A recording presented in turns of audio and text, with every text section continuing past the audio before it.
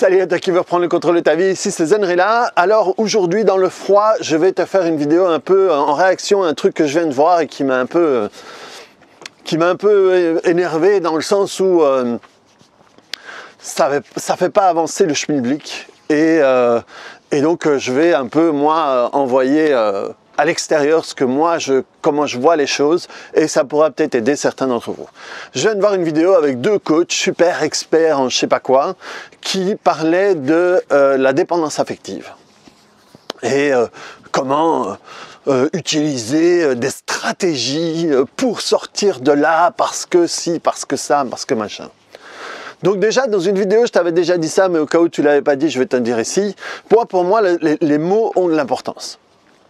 Les mots ont de l'importance parce que je pense que si tu utilises un mot de manière erronée parce que tu l'as entendu comme ça, ça se trouve ton inconscient, il a une autre signification de ça. Et du coup, il peut y avoir un message qui n'est pas en accord. Et si ce n'est pas en accord, ce n'est pas fluide, donc ça ne peut pas t'aider toi aller vers la résolution de ce qu'il y a là derrière. Et quand les gens parlent de dépendance affective, déjà c'est un concept que je ne comprends pas quoi.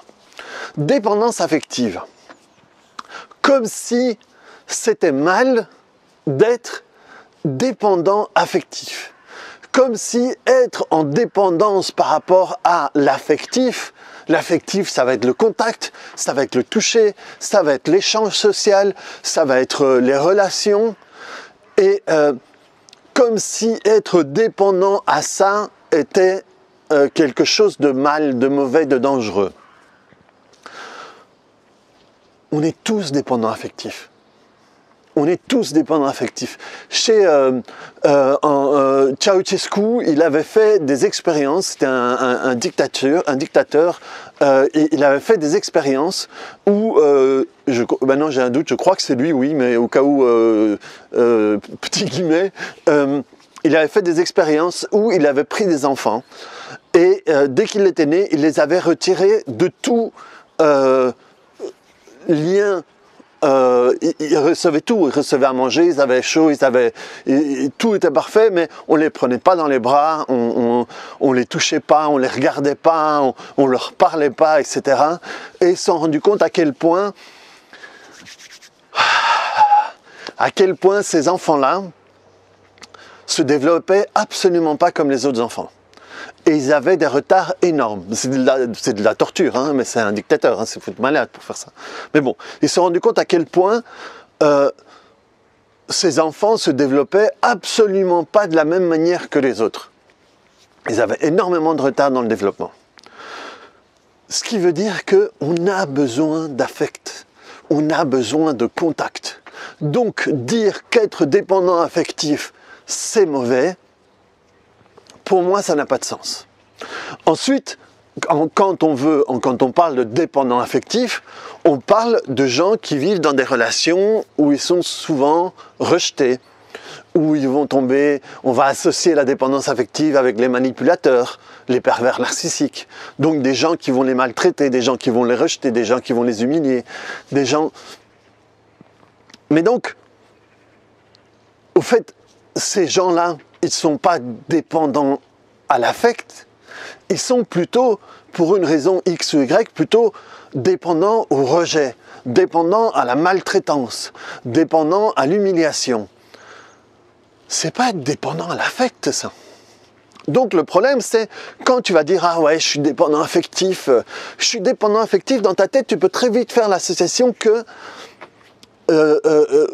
l'affect, c'est mauvais. Et donc, le premier truc, c'est « Ah, je dois m'éloigner de l'affect. Oh non, je commence à être trop proche de lui. Je commence à être trop proche, donc il vaut mieux que je m'éloigne parce que c'est dangereux. » Et là, on part dans quelque chose qui est complètement dingue. Ça n'a pas de sens. Et ensuite, par exemple, eux, ils parlaient de mettre des stratégies en place pour récupérer l'autre, pour le machin et tout. Non, écoute.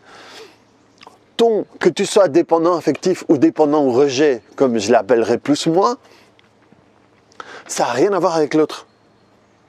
Ça n'a rien à voir avec l'autre. Ce n'est pas à cause de l'autre. Ce n'est pas la personne qui t'a fait souffrir qui fait que toi, tu es comme ça. À l'intérieur de toi, pour une raison X ou Y, tu as intégré que tout ce que tu méritais, c'était ça. Ou que le fait de recevoir ce genre de comportement, c'était normal. Bref, tu as mis en place un système qui, pour toi, cette position est ce que tu mérites de recevoir. Moi, dans mes vidéos, je m'efforce de te trouver les manières de récupérer le contrôle de ta vie. Et si je veux que tu aies le contrôle de ta vie, je ne vais pas te dire que le problème est à cause de l'autre. Par contre, ne me fais pas dire ce que je n'ai pas dit. Ça ne veut pas dire que l'autre n'est pas un connard, que l'autre ne s'est pas comporté comme un enculé, que l'autre n'est pas X ou Y. Ça, je ne le réfute pas. Ce que je te dis, c'est que la solution va être dans le fait de changer ce qui, toi, a fait que tu t'es dirigé vers ce genre de relation. C'est complètement différent. Mais parce que, et effectivement, je peux te faire 5 heures de vidéo pour parler de l'autre. Mais tant que je parle de l'autre, je ne te donne pas les outils à toi pour que tu règles ton problème. Tant que tu vas croire que régler ton problème va être aller parler à tous tes copains, à toutes tes copines, à tous tes thérapeutes, à quel point lui est méchant, à quel point lui, il fait du mal. Et tu sais, il me disait ça, et alors, au fait, avec sa mère, c'était la même chose. Et alors, tu sais, sa mère, quand il était jeune, tant que tu es en train de faire ça, tant que tu es en train de convaincre l'autre que c'est une crapule et que tu as raison de te sentir mal parce que lui est comme ça, tu ne résous pas ton problème, tu te crées des connexions neuronales avec ton problème, tu te crées une identité, bref, tu t'enfonces dans ta merde. C'est ça que je veux que tu comprennes. C'est un peu dur à dire, c'est un peu chaud, mais il fait froid. Donc, je dois aller droit au but. Mais le truc, c'est ça. C'est que moi, ce qui m'intéresse, c'est que toi, tu puisses sortir de là. Toi ou les gens que tu connais. Mais pour que tu sortes de là, tu dois te rendre compte que la solution, c'est toi. Et que tu ne peux pas résoudre un problème à partir de l'endroit où tu l'as créé. Donc, tu ne peux pas résoudre un problème à partir de l'endroit où tu l'as créé. Si tu es dans la position de victime. Et dans la position de victime, tu as manifesté, tu as créé cette relation avec cette personne-là. En restant dans cette position de victime qui s'est mis dans ce traquenard, entre guillemets, hein, je schématise, hein, tu ne peux pas trouver la solution. Parce que tu es la victime. Tu es la victime qui a son cadre de victime et qui ne peut pas voir en dehors. Tu dois sortir de là. Et sortir de là, c'est admettre, tiens, pour une raison ou pour une autre, moi j'ai créé ça dans ma vie. Qu'est-ce qui m'appartient là-dedans? De quelle partie, moi, je suis responsable? Et là, tu sors. Et donc, à partir de là, tu peux trouver des solutions, tu peux trouver des choses à faire qui vont te sortir de là où est-ce que tu es. J'espère que cette partie-là, c'est clair, parce que c'est la plus importante. Et de nouveau, si toi, tu restes dans ta truc de victime, de pauvre qui se fait maltraiter et tout ça, et que pour une raison X ou Y, on parvient à faire changer le méchant, le mauvais, le manipulateur, le malin, ce que tu veux, eh bien, ce que tu as créé là, tu vas parvenir à un moment ou à un autre à le créer avec un autre ou une autre conjoint, avec un membre de la famille, avec quelqu'un du travail, avec un ami ou une amie, avec un voisin ou une voisine, ou quoi que ce soit. Tu n'auras pas réglé ton problème. Donc, tu dois aller travailler sur la raison pour laquelle tu te trouves comme ça. Qu'est-ce qui t'arrange à rester comme ça? Qu'est-ce que ça fait de toi? Et à quoi ça fait écho dans ton passé? Et aller travailler sur toutes les raisons pour lesquelles tu as créé ça et pour toutes les raisons pour lesquelles tu restes encore dedans. Rester encore dedans, ça veut dire ou rester avec la personne, ou rester toi dedans et parler, oui, moi je me suis fait, j'ai été victime d'un manipulateur et tu sais, c'est difficile parce qu'ils prennent le pouvoir et alors tu sais plus quoi faire. Et tant que tu restes là-dedans, tu es la personne qui vit ça. Ça veut dire que tu continues à t'infliger tout ça. Et à ce moment-là, c'est plus l'autre qui te l'inflige, c'est toi qui te l'inflige. Et tu dois te rendre compte que c'est cette partie-là que tu as besoin dans un premier temps de pouvoir t'extirper pour pouvoir la travailler. Et une fois que tu la travailles, tu ne vas plus attirer les manipulateurs ou te diriger vers les manipulateurs, que ce soit dans la vie privée, dans la vie familiale, dans la vie professionnelle, dans la vie, j'en sais rien, dans toutes les sphères de ta vie. Parce qu'il y a des gens que c'est le premier, le deuxième, le troisième, mon père était comme ça, mon frère était comme ça, mon premier mec était comme ça, mon patron est comme ça, et des gens, on dirait qu'ils n'ont que ça. Mais ce n'est pas qu'ils n'ont que ça, c'est qu'il y a un lien étroit entre eux et ils vont se rapprocher, ils vont se mettre toujours, parce que là, de nouveau, je suis dans une position que je connais. Je suis dans une position où je connais, que je mérite, que je n'ai pas droit plus que ça. Va savoir la manière dont tu l'as construit, parce qu'il n'y a pas qu'une seule manière, il y a plein de manières de construire ça. Et donc c'est important que tu puisses déconstruire tout ça pour te sortir de là. Parce qu'à partir de là, il y a une autre conclusion qui est affolante, qui dit l'amour fait mal. Oui, mais l'amour, ça fait mal. Pour moi, c'est aussi con que dépendant affectif. L'amour, ça fait pas mal. C'est la séparation qui fait mal, c'est la tristesse qui fait mal, c'est la rupture qui fait mal, c'est le manque qui fait mal, mais c'est pas l'amour, bordel. Et pendant que tu es en amour, comme disent les Canadiens, mais tu te sens bien, tu te sens grand, tu te sens fort, tu te sens génial, tu te sens aimé. C'est pas mal. Si après ça se termine pas comme tu voudrais que ça se termine, mais c'est pas la faute de l'amour. Donc l'amour, ça fait pas mal. L'affect et l'affectif, c'est pas mauvais. Être dépendant affectif, dépendant, c'est un truc qu'on donne aux drogués, quoi. C'est « Ah oui, aime-moi ». Ah, mais c'est pas ça le problème. La personne, c'est pas ce qu'elle recherche. La personne ne recherche pas « Ah oui, aime-moi, je veux être aimé, je veux être aimé. Ah oui, aime-moi, je veux… » C'est pas ça ce qu'on appelle les dépendants affectifs. Le truc des dépendants affectifs, c'est ça. C'est l'autre qui le tient comme ça. Non, tu n'auras rien. C'est plutôt cette position. Et cette position, c'est pas aime-moi, c'est je suis rejeté, on veut pas de moi. C'est plutôt ça. C'est une magie, mais c'est vraiment ça que je veux que vous compreniez. Parce que le fait de dire ça, c'est voir le problème d'un mauvais angle. En tout cas, pour moi, c'est que mon avis, de nouveau, c'est que ma vérité. Et donc, si tu le vois de cet angle-là, c'est difficile de le régler. Donc voilà, de nouveau, c'est parce que c'est pareil de dire que l'amour fait mal. L'amour fait pas mal, bordel. L'amour, c'est génial. Et aimer avoir de l'amour, c'est génial. Et aimer avoir de l'affect, c'est génial. Ça ne veut pas dire que tu vas en avoir tout le temps et tu vas renifler tout le temps pour en chercher.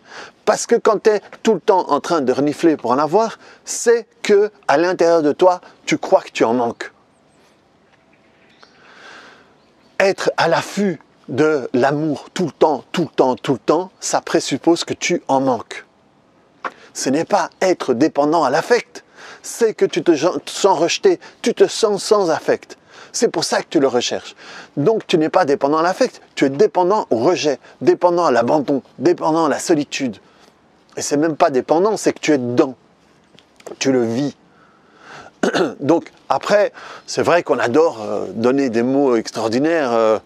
En plus, c'était insupportable. C'est vraiment, cette vidéo, c'était vraiment l'opposé de ce que je suis, parce que ils utilisaient plein de mots fanfaronnants comme ça, et ils essayaient bien de parler. Alors voilà, voilà. Moi, je préfère ne pas utiliser un mot de vocabulaire. Et c'est une circonstance. Non, c'est de la merde, c'est du caca. Ils sont dans le caca, et donc voilà. Ça, c'est la différence. C'est ce que vous allez avoir chez moi. Vous n'allez pas avoir la forme chez moi. Vous allez avoir le fond. Et voir ces vidéos où on met tout sur la forme et le fond est bancal, je trouve ça dommage.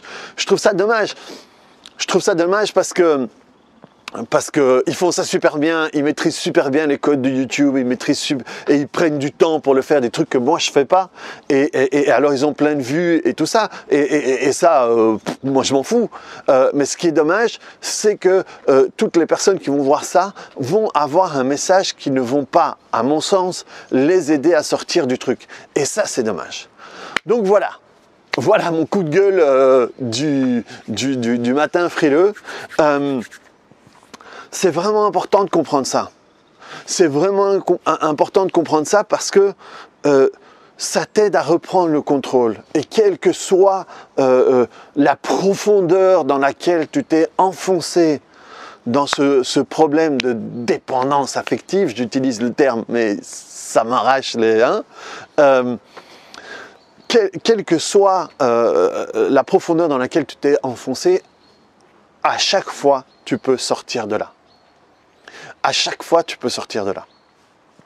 Dès que tu reprends le contrôle de ta vie, dès que tu reprends la responsabilité, et ce n'est pas une question de culpabilité, ce n'est pas de ta faute.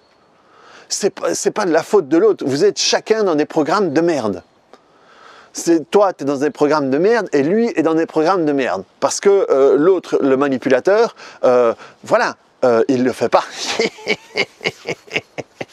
Non, il le fait parce qu'à l'intérieur de lui, il a de la merde et c'est sa manière à lui d'exprimer de la merde. C'est sa manière à lui de prendre le contrôle pour essayer d'arrêter de sentir ce qu'il sent à l'intérieur. C'est tout. Donc toi, tu peux te sortir de ce sable mouvant et pouvoir aller vers quelque chose de différent. Mais à ce moment-là, il faut que tu comprennes bien ce qui se passe pour savoir sur quoi travailler. Parce que moi, j'ai des gens qui sont venus me dire « Oui, je suis dépendant affectif, donc je viens travailler sur l'affect. » Mais tu viens travailler sur l'affect de quoi? Et ces gens-là, quand on ne sait pas, on gobe tout. Et alors, on essaie de se construire par rapport à ce qu'on a gobé, mais c'est dommage. Donc voilà, c'est tout ce que je voulais dire. Reprends le contrôle de ta vie. T'as vu, même dans le froid, j'arrive pas à faire des vidéos courtes. Donc, c'est foutu pour moi. Clique sur le bouton j'aime, mets-moi des commentaires là-dessus pour voir si ça t'éclaire, pour voir si ça te parle, le fait de remettre les choses comme ça. Et réconcilie-toi avec l'affect, réconcilie-toi avec l'amour, bordel. C'est top, c'est génial l'amour. C'est génial l'affect. C'est génial d'avoir des gens avec qui tu te sens bien, que tu puisses ou donner un câlin ou recevoir un câlin, et juste comme ça. Tu vois, il y a un truc que j'ai dit à une cliente hier, s'il faut faire comme disait Balavoine dans une super chanson, qui dit il faut pouvoir remplacer le besoin par l'envie. Remplacer ce truc de je manque donc j'en ai besoin, hein, et juste j'en ai envie, tiens, ah ouais, ce serait sympa d'en avoir. J'en ai pas besoin, mais hop, profitons-en. Et ça change tout. Donc voilà, reprends le contrôle de ta vie et on se voit sur une autre vidéo. À plus, ciao!